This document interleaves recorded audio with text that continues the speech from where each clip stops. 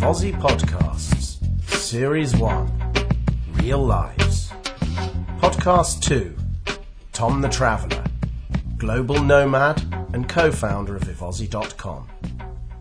Hi, my name's James Lynch, and I'm the co-founder of the new English teaching website, Ingles-Audio. We're now sitting in a classroom at Best Formación in Castelldefels, small town on the coast just outside of Barcelona. Hello, Tom the Traveller. Hello, James. Could you state your name, please? Thomas Wilkinson. And how old are you? I'm 37. What's your marital status? I am single. Okay. Are you looking for a girlfriend? Well, that's another story I think I'll go into another time at the moment. Complicated. Okay, and what's your occupation? I have worked for many years with the internet and web development and with charities as well. Okay, so as we know, you've been living with me and my family for 3 months. I have one question. Can you stop cooking vegetarian food? I don't cook vegetarian food, but I do like vegetables in my food sometimes. Yes, so I tend to put some vegetables in, and sometimes the lumps are too big for the liking of the family. Okay, so you won't commit yourself to stopping the high vegetable content, but don't worry. No, I won't. Anyway, when we were younger, we lived together in various student houses and flats in South London, and it's been quite some time since we shared a place. Have I changed my living habits since then? No, you're as chaotic and disorganised as ever. Okay, thanks very much. I thought you were going to talk about how responsible I'd become now that I was a father and oh yeah, you're very, very responsible. There's another whole side, and that's the fantastic father and managing the very chaotic family situation here. Thanks, Tom. Okay, but one thing I don't remember from those days is you wearing earplugs in bed and a blindfold. When did that start? Okay, my earplug habit started when I lived in Thailand, and it was extremely noisy. Thailand as a country is very, very noisy. Everywhere you go, they play karaoke music. Everywhere you go, there were stray dogs barking. And the house I lived in, there was a lot of noise in the road, and I had to sleep with earplugs there, and now I can't sleep without them. Okay. There is actually on your travel website a recording of the night in Thailand, is there not? Very popular. Yeah, that was the dogs barking, and there's one with some frogs as well that I recorded. Maybe that helps you to sleep if you have that. No, it reminds me of sleepless nights sometimes. Okay. So, obviously we'll talk a bit more about Thailand, but you've just returned. Well, not just, it's been a few months now, but you're in South America. What was your favourite country in South America? Well, that's a bit of a tricky one, but for the people, I think Colombia and Argentina were top of my list. And for the archaeology, Peru, which is hard to beat, and possibly for the landscapes, Bolivia, I think, the Altiplano, the mountain area in Bolivia. Okay. Poor Peruvians, though, just the archaeology. There must be something at modern Peru. They were lovely people as well, but the people in Colombia really made an impression on me. I found them incredibly friendly, and just there was an incredibly vibrant culture there, and you'd be walking down the streets and everyone would come and talk to you and ask you where you were from, and it was amazing. Cool. I want to go there. And what was the coolest moment of your whole trip in South America? Oof. Tricky question. Yes, Tricky question. That is a difficult question. There were a few. No, I don't want a few. I want the coolest moment of your trip. Moment. Well, for me, I think the landscapes in Bolivia really blew my mind. They were amazing, incredible colours, and about, you're 4,000 or 5,000 meters up in the Andes, and just striking landscapes. The Salar de Uyuni, which are the salt flats in Bolivia, were just like another planet. Cool. Before South America, you were working on the Thai-Burmese border, doing voluntary work. Wasn't it depressing working for 2.5 years with no salary? Okay, well, firstly, I did have a salary after a few months. That's not what you said.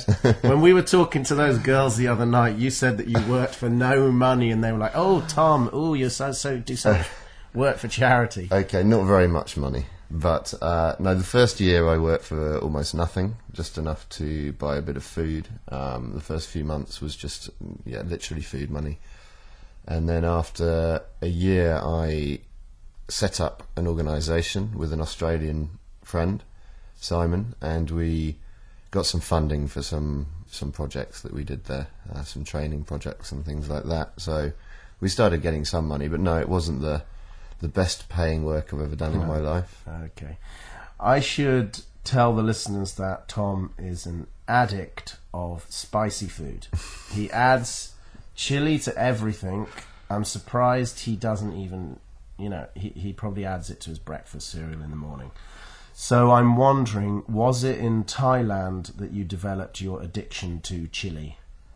Yeah, totally. I loved chili before, but not anywhere nearly to the extent that I started needing it in my food in Thailand. And the food in Thailand is very, very spicy. First few months I found it a little bit too spicy, and then the first time I went back to England, I realised that I was cooking for my family, and suddenly I realised that the food I was making for them was actually inedible. So I remember the first meal I made, and my mother and father were sitting there going, "How can you eat this?" Sweating, they looked like they were having a sort of heart attack. Yeah. And at that point I realised actually my taste for spicy food had really increased. And now, it's more than just the taste, isn't it? It's like you get a buzz, a physical reaction to the chili. So you admit you are an addict? Yes, I'm definitely addicted to chili. Okay, let's talk about now. Your last girlfriend was Danish. You've travelled around South America. Have you noticed many differences between Scandinavian girls and Latin ones? What kind of differences are we talking about? Differences in whatever comes to mind. Yes, I think Latin girls tend to be a little bit more... choose your words carefully. Spontaneous, and they let their feelings come out a little bit more readily. Okay. I'm being diplomatic here. But, okay. I think we can all read between the lines. Okay, so I was supposed to ask a more serious question, but I couldn't resist a bit of gossip. That was Noelia. So tell us why you're in Spain. I'm in Spain because I've always wanted to come and live here. For many years it was my plan to leave Australia and come straight to Spain after a short stop in Thailand, but I stayed much longer. I'm here setting up this business with James, trying to learn Spanish as well. I love learning languages, so I'm studying a bit of Spanish, and I'm hoping to build a life here in Spain and stay for the foreseeable future. Okay. Tell me one thing you like, one thing you dislike about Spain. One thing I like is the main thing I like is the emphasis on family life in Spain. The way that there's a lot of importance, well, in Latin culture generally, there's more importance placed on time with the family and being together in a family environment. One thing I dislike, the beeping horns as well as you. It drives me absolutely insane. I'm sure we'll hear some in the background on the podcast. They're everywhere in this country. What else? There's nothing that I really hate about it. I find people can be quite noisy sometimes. Do you think they speak louder than English people? Yes, that's what I was going to say. There's a little bit more noise in public. Do they bark? it could be described as barking. Yeah, no, I mean, I find it funny when people go to the doorbell and they just ring it and they just go, Aprende. You know, it's in English you say, could you open the door, please? Yeah. And so many people here, they just go, Aprende, mama, Aprende. Yes, it's a little bit more abrupt, generally, the way that they communicate, but that's good sometimes. Yes, direct. And do you miss England? I miss friends and family, and I miss a few things like pub life in England, watching the football on a Saturday afternoon in a pub, and I miss the television in England as well, the documentaries and the news and the newspapers. But The high quality. Yeah, the high quality journalism. We should have said that about Spain, shouldn't we? The low quality of news. Oh, might get ourselves in trouble here. Okay, so you miss the pub, it seems, and telly. Yeah. And friends and family, I think I said that, but I need to emphasise that. I do miss my friends over there. Okay, so, Tom, the Traveller, what's your final verdict? England or Spain? For me, Spain.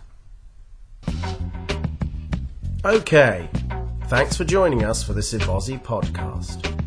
In the next podcast, I'll be talking to Jimmy Jinks, one of our friends who's about to go off on a life-changing trip to Colombia.